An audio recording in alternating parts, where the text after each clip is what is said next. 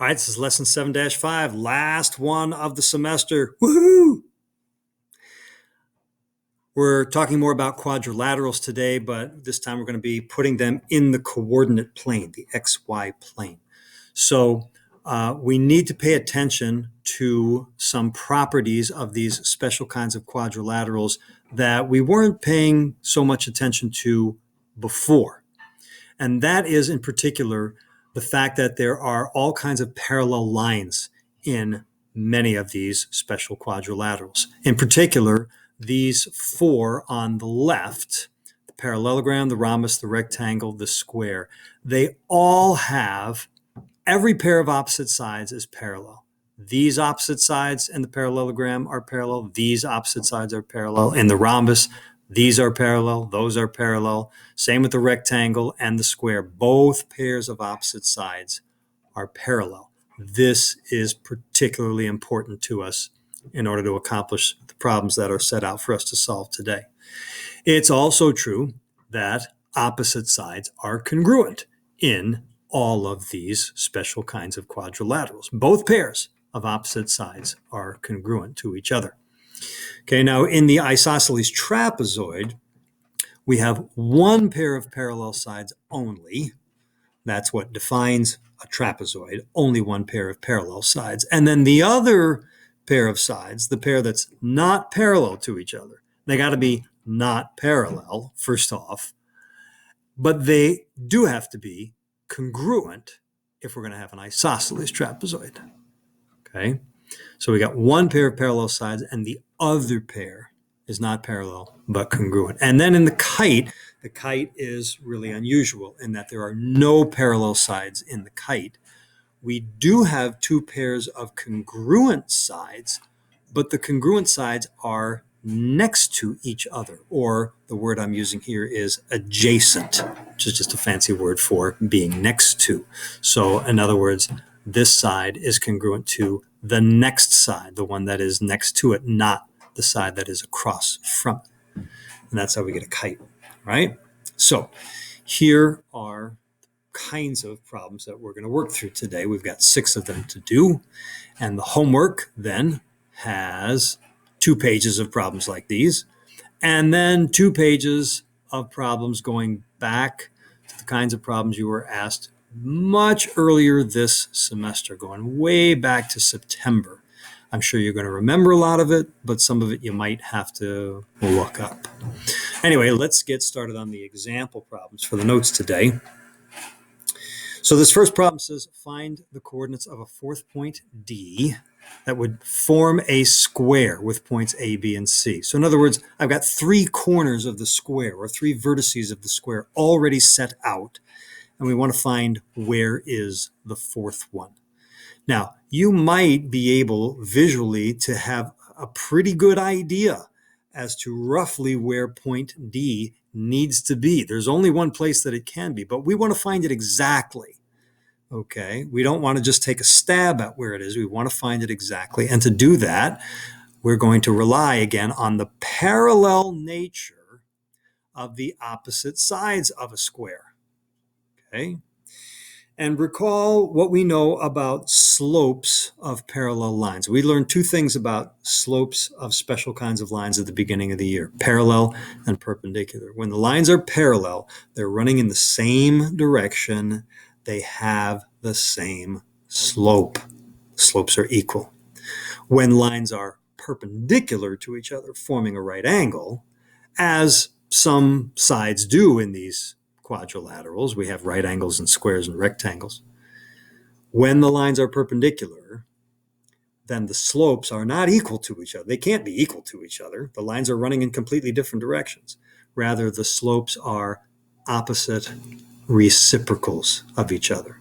So in other words, if the slope of one line is positive 3/2, then the slope of a perpendicular line would be negative 2/3. Okay, but for these particular problems here, these new kinds of problems, I don't know that we're ever going to rely on perpendicular lines and their slopes. I think we'll be able to rely on parallel lines and their slopes for just about every one of these problems. So we've got 3 corners of a square. I think you ought to be able to judge that the fourth point of the square is somewhere around here, right? That we've got 2 sides of the square like that, and we need to find that fourth point in order to draw those last 2 sides of the square. Well, we know then that there's going to be a line heading somewhere up this way and stopping somewhere in that circle. But we need this purple line to be parallel to this line over here. And so we need that new line to have the same slope and, of course, be the same length as segment AB. So let's just count that slope from A to B. Or actually, I'm going to count it from B to A. So from B to A goes up 1, 2, 3, 4, 5, 6 up and 1 over. 6 up and 1 over. So to find the new point D, I'm going to start at point C and count 6 up and 1 over. So 1, 2, 3, 4, 5, 6 up and 1 over. That's where my point D has to be. Okay. So that CD is parallel to BA, right? And then just connect D to A, and we've got our whole square. Okay. Number 2, find the coordinates of a fourth point D that would form a rectangle with points A, B, and C. Again, I think you probably have something of an idea as to where that fourth point D should be, but just in case you don't, if you're looking at that screen and going, well, I have no idea where point D should be. And if that happens to you on a homework problem or a test problem, here's what you could do. You could take the 3 points that are already there and draw 2 sides of the figure and ask yourself, does that look like the beginning of a good rectangle? Well, the answer definitely in this case should be no, because you know a rectangle has right angles in every corner, and that angle doesn't look like a right angle. I know everybody can tell that. So we don't want to put the 2 sides in there. We have another choice. We could put the 2 sides in this way, connect them to C, but that doesn't look like the start of a good rectangle either.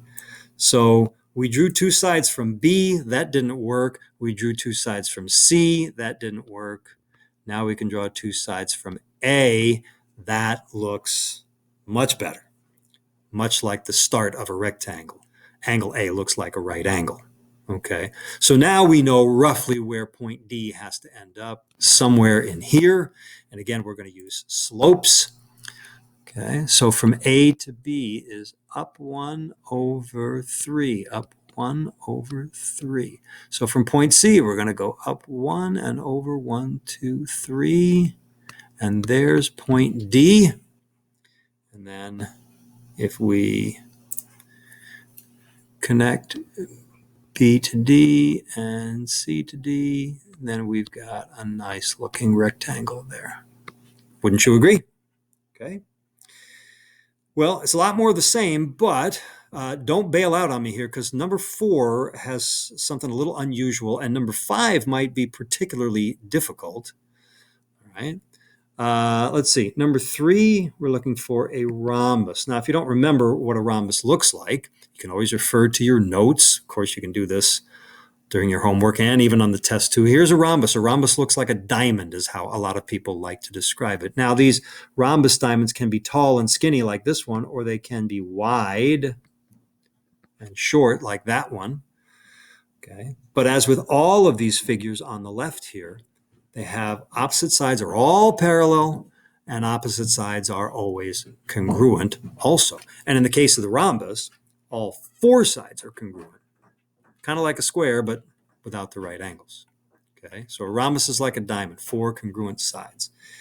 And again, if you're not sure, roughly where that fourth point needs to be, you could connect 2 sides to point A. Draw two sides from point A and ask yourself, does that look like the good beginning of a rhombus? Well, it's a little harder to tell, but a rhombus, I remind you, has four congruent sides. Okay, that's what distinguishes a rhombus from a kite.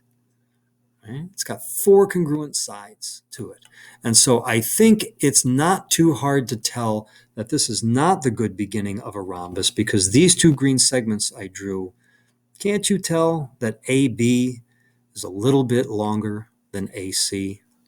I think you can tell that, can't you? So connecting two sides from point A does not seem to be a good start. How about if we connect two sides from point B? Do those two segments look congruent to each other? Ah, yeah, I think they do. And if we just wanted to check, hey, what about from point C? What if we drew two sides from point C? Do they look congruent? No. CB looks a little longer than CA. Okay? So we were doing good when we had two sides drawn from point B. There they are. Okay, and now we need a fourth point out there somewhere. Where is it exactly? Well, let's figure the slope from B to C, down 2 and over 1, 2, 3, 4, 5. So from A, we also got to go down 2, 1, 2, and over 1, 2, 3, 4, 5. There's point D. And if you connect segments from A to D and C to D, looks like we got a pretty good rhombus there, don't we? All right, now number 4. I told you this one's a little unusual, a little tricky. It says find the coordinates of a fourth point D that would form a parallelogram with points A, B, and C. Okay, now parallelograms, here's one. Parallelograms come in all different looking varieties. I mean, this rhombus is actually a special kind of a parallelogram. So is this rectangle, so is this square. These are all special kinds of parallelograms. Okay, parallelograms with a little more extra stuff true about them, but that doesn't stop these things from being categorized as parallelograms. Okay, so parallelograms can have four sides congruent or just opposite sides congruent. For sure, all the sides need to be parallel. Okay, so let's try connecting two sides together already from, let's say, from point A. And we might ask ourselves, does that look like the beginning of a good parallelogram? And you might say, well, yeah, I think so, or maybe you don't think so, but you know what, let's just try finishing this. Let's just try to come up with another side, a fourth point down here, another side CD, which is parallel to AB. So what is the slope from A to B? 1, 2, 3, 4, 5 over and 2 down, 5 over and 2 down. So I better go 1, 2, 3, 4, 5 over and 2 down. And there's a point D. Connect C to D and B to D. Does that look like a parallelogram? Well, it looks like it might be a rhombus, right? All four sides congruent. And in fact, it is a rhombus, but that is a special kind of a parallelogram. So we have formed a parallelogram here by putting a point D down there. But wait, we're not done with this problem, because there are other answers for this problem. There were not other answers for problems 1, 2, and 3. We found the only answer that could be found in problems 1, 2, and 3. But in problem 4, there are alternative locations for point D. How could we find them? Well, let's start drawing the parallelogram all over again from scratch. But instead of connecting sides to point A, let's connect sides to point B. B to A, B to C. Now, where does it look like a fourth point might be? Well, out here somewhere, right? So let's make segment AD parallel to BC. Parallel, parallel, parallel. This is what I'm doing over and over and over again. using equal slopes, parallel sides. So from B to C is down 1, 2, 3, and over 1, 2, 3. So from A, I got to go down 1, 2, 3, and over 1, 2, 3. And there's a point D. And if you connect A to D and C to D, doesn't that also look like a parallelogram? And it is. So there's a second good answer to this problem. But wait, there's not just two good answers. There is three good answers. There are three good answers. And we can find the third answer. First time we connected segments from point A. The second time we connected segments from point B. Now let's connect segments from point C. C to A and C to B. Where would that fourth point D be? Well, somewhere up here, right? And again, we're going to use slopes to find it. Okay, so from C to B is 1, 2, 3 over and 1, 2, 3 up. So from A, 1, 2, 3 over and 1, 2, 3 up. And there's another point D. And if we connect that to A and B, doesn't that also look like a good parallelogram? So we have, in fact, found three separate locations. I'm going to go circle them all again in black. This point D, and this point D. They're all good answers to this problem. And notice something about the locations of these points D. Notice something else. This is not an accident. If you connect all the D's together, the D to the D to the D, it is no accident that one side goes right through point A, another segment goes right through point C, and another segment goes right through point B. Not an accident. Okay? I'm going to tell you right now, on the homework assignment, there is a problem like this where I am asking you to find all three solutions. On the test over this material, which is on December 17th, on the test, I'm not going to require you to find all three solutions. I'll do one of two things. I will either ask you to find one solution, and whichever one you find will be fine, or I might present three different answers and ask you to verify which of these answers really are good answers to this problem. And maybe they'll all be good answers, or maybe one or more of them will not be good answers. Okay. The verifying is fairly easy. Okay. Finding all three of them, that's not always so easy. It's usually pretty easy to find at least one, and usually it's not too difficult to find even two out of the three answers. But very often you can get stuck after that, trying to find that third answer. That can become pretty difficult. So it's not something I'm going to require that you do on the test. Okay? But there is a homework problem like this. Number 5, I told you not to leave. We're looking for a point D that would form an isosceles trapezoid. And point D, I'm ordering it to be in quadrant 3. And that forces us into just one solution. If I didn't say that, there would be other possible solutions. Okay. I'm not going to ask for multiple solutions on isosceles trapezoids. That just gets to be a very difficult problem. Okay. Quadrant 3. Do you remember your quadrant numbering from Algebra 1? Here it is. Quadrant 1 is in the upper right-hand corner. Quadrant 2 is over here. Quadrant 3, lower left, and quadrant 4 over there. Quite frankly, I don't know why they teach you these quadrants in algebra. I don't think they ever existed before trigonometry was invented, because that's the only way I understand where these quadrants came from, is from trigonometry. But whatever. You should know them. You need to know them. Okay. And we're looking for a point somewhere down in quadrant 3, the lower left-hand corner, that will make an isosceles trapezoid with points A, B, and C. Now, it might help, once again, to get a look at an isosceles trapezoid. Keep in mind that isosceles trapezoids don't have to face up like that one. They could be facing down like that, or they could be facing sideways like that, or facing to the left. I don't even know how you decide which way a trapezoid is facing, but whatever, right? Trapezoids can be rotated in all different directions here. So now back to the problem. We're looking for a point somewhere down in the third quadrant down here, lower left corner of the grid,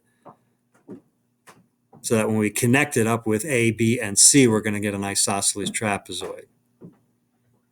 Can you see roughly where it is? Can you find it exactly? We're going to need slopes again, but this one's a little different, right?